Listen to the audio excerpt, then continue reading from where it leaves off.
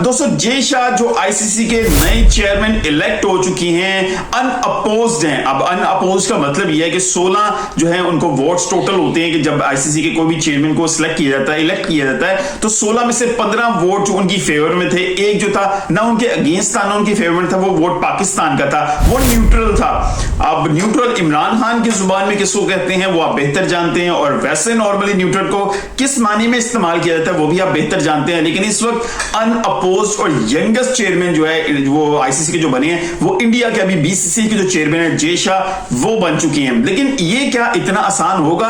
Would it be a bed of roses for Jay Shah कि वो इतनी स्मूथली हर चीज कर सकेंगे? क्योंकि जिस तरह की ग्रिप इंडियन क्रिकेट बोर्ड की आईसीसी के ऊपर है, अब आप सुनते हैं कई जगहों पर यह आवाज आती है ICC is equal to BCCI, यानी कि बीसीसीआई ही है जो रन कर रही है आईसीसी को, हर फैसला मनवा लेती है, हर बात को मनवा लेती है, हर चीज अपने फेवर में लेके आ जाती है। और आईसीसी बहुत से ऐसे फैसले हैं जो इंडिया के फेवर में करता है, जहां उनकी वेन्यू के हवाले से बात हो, उनकी रिहाइश के हवाले से बात हो, या और उनको पिच के हवाले से कोई फेवर देनी हो। तो इस तरह की कई बातें हैं, कई क्वेश्चंस हैं, कई तरीके से जो है ना बातें इंडियन क्रिकेट बोर्ड के ऊपर होती आ रही हैं। और जिस तरह का विराट कोहली का स्टैचू है या जिस तरह आईपीएल के हवाले से बात है, तो ये भी बड़ी कंट्रोवर्सीज चलती आई हैं कि इंडिया को इस हवाले से बहुत सी फेवर्स मिलती हैं। इंटरनेशनल लेवल पे प्लेयर्स भी सोचते हैं, डरते हैं उनके खिलाफ अपील करते हुए, उनके खिलाफ स्लेजिंग करते हुए। अब आईसीसी के as a chairman Jay Shah होंगे या फिर बीसीसीआई के चेयरमैन नहीं होंगे, वो कंप्लीटली आईसीसी के यानी कि जितनी भी क्रिकेट नेशंस कंट्री हैं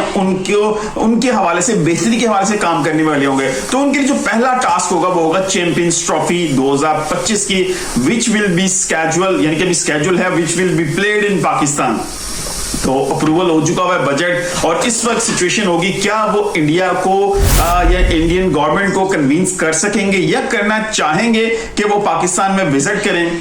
ये बहुत बड़ा टास्क होगा जो है जय शाह के लिए। होंगे आईसीसी का जो पिछला इवेंट था यानी कि T20 वर्ल्ड कप 2024 वो नुकसान में रहा है, वो बहुत जबरदस्त 160 करोड़ रुपए का नुकसान हुआ है बीसीसीआई को, सॉरी आईसीसी को।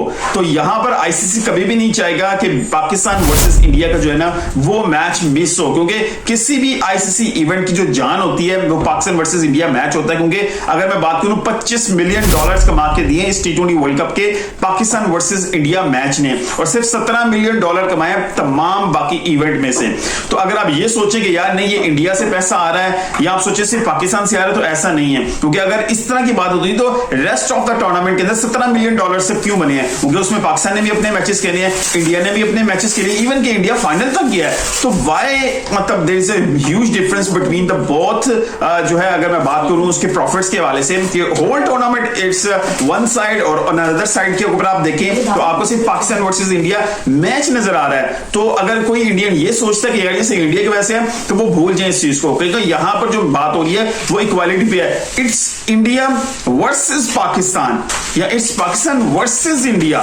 तो एम्फसाइज उस पे है कि आपके खिलाफ कौन है, क्योंकि वैसे तो आपकी टीम, दोनों टीमों ने पूरे टूर्नामेंट को खेला, फिर $17 मिलियन ही क्यों बने, और इन दोनों के मैच के ऊपर $25 मिलियन ही क्यों बने? क्योंकि यही वो मैच है, यही कैश का हुआ है आईसीसी इवेंट की, वो पाकिस्तान वर्सेस इंडिया। तो इट मींस कि पाकिस्तान का जो इस वक्त माइंडसेट है वो यही है कि पूरी की पूरी चैंपियंस ट्रॉफी पाकिस्तान में होगी। तो आईसीसी क्या बियर करेगा कि इंडिया ट्रैवल ना करे पाकिस्तान, और पाकिस्तान इस जिद पे अड़े कि पाकिस्तान तमाम जो टूर्नामेंट है वो पाकिस्तान में करवाएगा। तो in that case Sri Lanka induct होगा, या in that case Sri Lanka as a venue induct होगा और इसे हाइब्रिड मॉडल में कन्वर्ट किया जाएगा। क्या पाकिस्तान को कन्विंस करेंगे या वो इंडियन गवर्नमेंट को कन्विंस करेंगे, ये वक्त जरूर बताएगा। लेकिन इट्स अ ह्यूज जो है उनका टेस्ट होगा आते साथ ही पहला जो टूर्नामेंट है, क्योंकि दिसंबर में वो अपनी पोस्ट को संभालेंगे और उसके बाद से जो है ना फरवरी के अंदर ये आईसीसी की चैंपियंस ट्रॉफी होगी।